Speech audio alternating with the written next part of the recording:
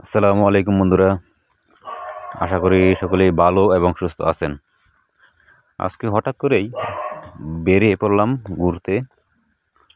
তো গন্তব্যস্থলে পৌঁছার আগেই গাড়িতে বসে প্রাকৃতিক দৃশ্য দেখে যাচ্ছি, তাই হঠাৎ করে ক্যামেরাটা বের করে ভিডিও করা শুরু করে দিলাম যে সুন্দর একটা প্রাকৃতিক দৃশ্য ভিডিও ধারণ করি। সব চতুর্পাশে হালকা কুয়াশা পড়তেছে, তারপরেও ওয়েদারটা অনেক সুন্দর দেখা যাচ্ছে।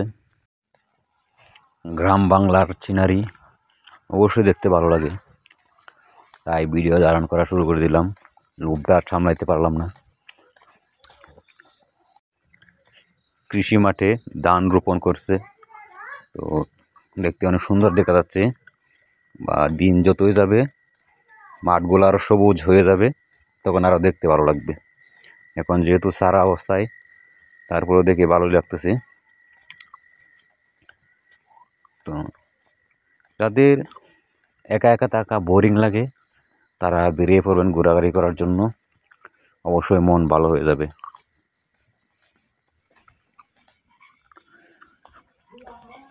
তো আমি এখন আছি একটি কাঠের ব্রিজের উপর, ওটাও কিন্তু একটা নতুন অভিজ্ঞতা। ফার্স্ট টাইম কাঠের ব্রিজ হেঁটে বের হচ্ছি। বা এই ব্রিজটা হচ্ছে আপনার সোমেশ্বরী নদীর উপর কাঠের ব্রিজটা নির্মাণ করেছে। তো ভালোই লাগতেছে কাঠের ব্রিজের উপর উঠে। নদীর পানিটা অনেক ভালো, ফ্রেশ,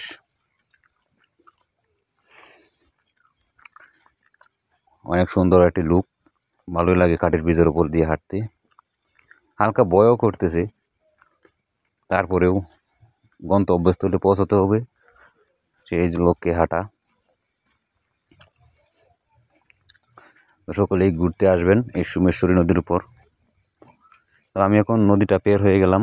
বের হওয়ার পর আবার একটি গাড়ি নিয়ে নিলাম গন্তব্যস্থলে যাওয়ার জন্যে। আমি এখন কিছু দৃশ্য আবার ভিডিও করা শুরু করে দিলাম।